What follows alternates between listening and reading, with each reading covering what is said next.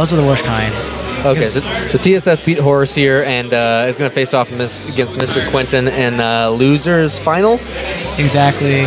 Losers semis. Okay, who's in losers finals? Kaller. Kaller. Okay. Kaller.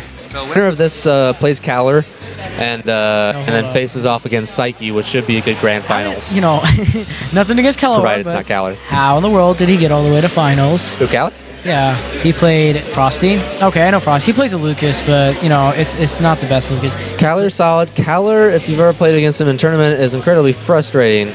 Oh yeah. To play against. His DDD is very patient and just jump, back air, space, back air. So if you're playing reckless and not patient at all, a lot of times you will get back aired. Oh yeah. Depending on the character you play.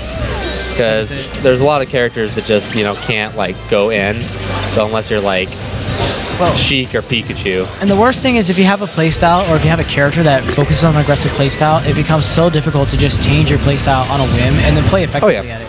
Oh yeah, for sure. So Mr. Quentin and TSS, they both hail from Tucson, I believe. I've only seen Mr. Quentin come out here for monthlies. And, you know, so they've obviously played each other before. I don't know. I don't keep up with Tucson that much. No, these are both Tucson players, and these are guys I would assume have played each other quite a bit. You know, and the thing is that I think the Thunder Jolt. What happened? Was it time? Oh, shield button. Okay, gotcha. Yeah, we can. And sometimes it's the adapter. If you plug it back in, it'll reset it because, you know, the adapter's good, but sometimes the one control will not work. Like, I've had that happen where my shield button won't work. All right, sorry guys, controller issues. We're going to jump back into the match here. I assume this is losers semi, so best of 3. What's the losers finals? Best of 5? Psyche beat Horse, okay. He beat Shiny, Hatch, Squid. So, you know, Psyche beat Horse, who's on PR. So Psyche proven he's not a weekly fraud. He's already taken that off the table. He's like, I just came down to a monthly and went to grand finals, guys. Oh yeah, absolutely. I mean, he's 10th on the PR. I mean, he had a rough end to the season at the last monthly. He busted. Yeah, the last season, the last monthly, he had a rough end. Like, I watched him lose to a Bowser and then a Robin, and I was, you know, and I play him on a regular basis, and I'm thinking, you know, it's one of those things where if you have a bad day, you have a bad day. You just aren't gonna. You know, it's kind of one of those things. Just like I've watched players who play and get, you know, like I'll average like 4th or 5th, and then like sometimes I'll scrub out and get like 13th or 12th. You know, monthlies I'll do the same thing, potentially top 8, maybe like 12th or 13, depending on who I play. Yeah. But then like I'll have like a good day and I'll get top 3, or maybe there's nobody good. Yeah. Well, it goes back to this game in particular. It's really hard to remain consistent in it. And like, there's a big pool of players in this game that just cannot. Oh wow! Oh my god! Big pool of players in this game that just, you know, it's tough for them to remain consistent. You know, you can. And that's the thing. You have a good day, but you know the zeros, the SSs, Andrew Ryans. You know, it's really tough to stay on that level. Oh my goodness! It's one of those things where you see what happens is you see a majority of players who play the game super casually, then players who start to get into the competitive scene but haven't mastered, you know, playing you know, competitive fighting games in general. They haven't mastered punishes and reads and stuff like that. When they do that and they master punishes and reads and master their character, it's at that point you see that the only major difference between those players and others is consistency. If they play consistent, then they play better. Because I've seen players like Funker. Like, Funker took TSS to game 3. Yeah. Like, and Funker, oh my god. Yeah, catching the quick attack right there. Really good, and reading the roll. Might as well, you're at 0%, go for it. You know, going back, stock for it. Going back to that quick attack read, that only comes from matchup experience, which means he had to have played Mr. Quentin multiple times to be able to get that down. You know, because most Robs would not even attempt that. They would not attempt trying to challenge a quick attack. But yeah, you just see that the intermediate, the pool of intermediate players is a lot larger. It's large. I love AZ. You know, it was one of those things where I was worried that the AZ scene wasn't as large as I thought it was going to be. It's actually one of the larger scenes in the entire country. This state has got a very large scene. It's just spread out. It's just very spread out. Yeah, it's one of those things where it's like, it's not like Florida where you have all these people living close to each other. Well, let's talk about Mr. Q building up a really. Ooh, and there's it. Oh wow. Oh, what? Never mind. What? Sometimes barely. if you DI it and then you buffer an option like a jump, it'll push you just outside the blast zone. Yeah, the top corner especially is it's the magnet area. I've seen people do that. They'll like sit on the edge and they'll DI and it looks like they survived, and then you'll see them jump with their little circle. You see the jump animation, and then they'll die because it pushed their hurt box outside the blast zone and killed them.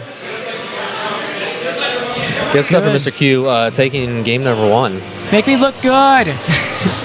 So this is set point for Mr. Q. It is a best of 3. Nice catching the regular get up with the up tilt there. One thing Mr. Quentin is really good at, you know, his follow-ups. That's the biggest problem a lot of people have with certain characters is that, you know, follow-ups are hard to get down, but when you get the follow-ups down, it makes your team just so much better. You get so much better with your character if you learn follow-up strings, combos, setups. Yeah. Optimized. An optimized character. Yeah.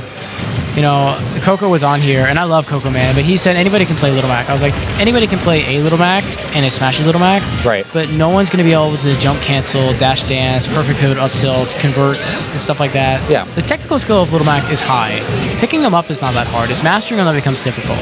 You know, and Rob and Pikachu kind of represent the same thing. Anybody can grab a Rob and start gyroing and throwing out lasers, but the setups from TSS keep an eye on TSS, guys. He's the gyro play. He plays Rob, I think, exclusively just to use gyro, and he's got a lot of gyro setups that you'll see, and kind of tricks you'll see, just different ways to like the mechanics of gyro, like if you, the direction that Rob tosses it is the direction it knocks you. So he can do like lots of little tricks where he'll have the gyro and the reverse hitbox will hit you into him into up smashes. And there's a lot of ledge traps he can do with that, and it's absolutely insane. He's got a lot of good setups on that. What makes it the best projectile in the game is how unique, and it's, you know, the way its setups are what make it the best projectile in the game. It sets up into a lot of stuff. It's not like Hadouken or other projectiles because you can throw it so fast, so you have a lot of time to do something else out of action. Well, and the damage doesn't hurt either.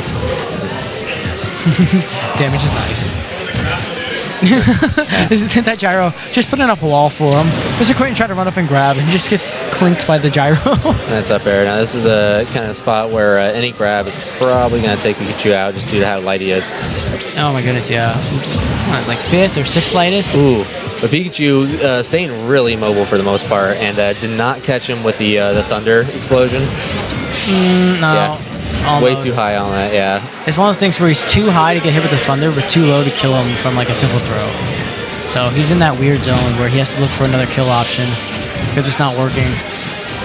You know, both these characters sitting at really high percents right now. Yeah. And right now, Rob doesn't have his gyro. You can see TSS is trying to get back to it, and Mr. Quentin's like, no, I ain't having that. Nah, any dash attack for Quentin is going to do good. Ooh, wow. Oh my god, that recovery though. Forward air, taking the stock, wow. All right. And 132%, so it's not going to be too hard for him to close this out, you know, if TSS gets something good. Yeah. You know, Nice I love Smash 4 because sometimes it'll show the red bolt and you DI it, and sometimes it won't show the red bolt and you still won't live it. Yeah. I feel like the game is just screwing with you at that point. It's like, oh, I'm sorry, you thought you were living that? No. Forward air. All right. Oh, Yep, good. He down read air. the tech. That was a good tech read. Oh, yeah, not enough. Oh, wow. Okay. Earliest. That gimp. Ridiculous gimp. Yeah, probably thought he was going to go a little less deep than that, and ended up not being able to make it in time. You know, and Rob's down air, kind of a little slow on startup, but it's so strong. So yeah. once it hits, it's like, oh my god. Well, it's disjointed too. It is like the main benefit of it. It's just like it puts a really just dirty hitbox out there and just kind of puts you not at risk. So you can kind of just throw it out there just to fish for things. Exactly. You know, as long as you don't throw it off predictably because of the startup. Yeah. So good. You know. Like I said, this is 2 or 3, guys. This is semis, so... Yeah, match point for both players here. And again, these guys have played each other quite a lot, so I'm not surprised to see it go down to last game. You can see a... Nice fall up in the down throw. Ooh, kind of like fast falling right on the platform. You saw that right out of the up air. the biggest thing people struggle with is like punishing a character after they hit their shield with the move, especially if they don't know how the character works or you know, lags and stuff like that.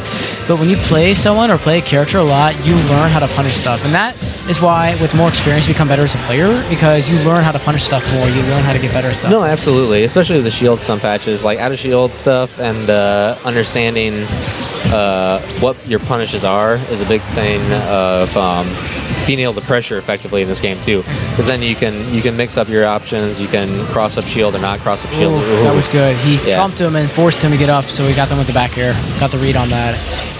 You know, I still don't see a lot of trumps for a lot of players. Like, there's 2 or 3 small techs that people don't really utilize. Maybe because they don't find it necessary, or maybe they find it's too much work for not enough benefit. But if you're gonna play to win, you got to learn to master everything, even if it doesn't seem like it's only gonna be marginally useful. You know. And edge trumping is one of them. Like, that's a new mechanic that it took for people forever to kind of figure out. With the meta involved, I actually like more than melee, because it makes it more unique in the fact that ledge guarding is so much more varied now in this game. No, I like the ledge mechanics in this game a lot, to be honest. I think that trying to read that with an up smash did not get what he wanted. Yeah. No, I think you see the edge game is a lot more, not necessarily dangerous, but it's a lot more dynamic. Things are like constantly happening off the stage, whether it be like a trump or like, you know, a follow-up to the trump, or, you know, something to like to deny the trump. You know, there's a lot of like factors that go into it. Anti-trump, stuff like that, you know, and the 4 ledge get up options. Is, you know, it added a new element to the game, and the thing between that and melee is that the ledge was a thing of safety. Ooh, no tech on that. But Toxic, a huge percent deficit, and just anything at this point is gonna, you know, kill Quentin. You know, and Quentin's in a bad spot, but he can come back. Follow-ups are still good for him and Rob. You know, Rob being a bigger character with a bigger hurt box, Mr. Quentin can take advantage of that. That's actually one thing I do like when I play Rob, is that he's got such a large hurt box, so you can hit him with certain follow-ups that might not work on other characters. No, he's kind of a combo food type character. You know, as much as as effective as he is at zoning and controlling space and being safe, very safe. He's, you know, once you get in on him, you can rack up damage quick. What are you gonna do? Ooh. Yeah, nice trapping on brains. He was kind of trying to think about it. He's like, how am I supposed to get back this time? How do I mix it up? And when 2 players play each other, that's when the ledge guarding mechanic becomes even more dynamic, because like the players are like trying to think 2 or 3 steps ahead of each other. Oh my god! Good shit to TSS. Good taking stuff. that game. Nair, that fastball Nair, clutching it out. You guys hug it out, and we're gonna get TSS versus Kaller now, I believe. Exactly. It looks like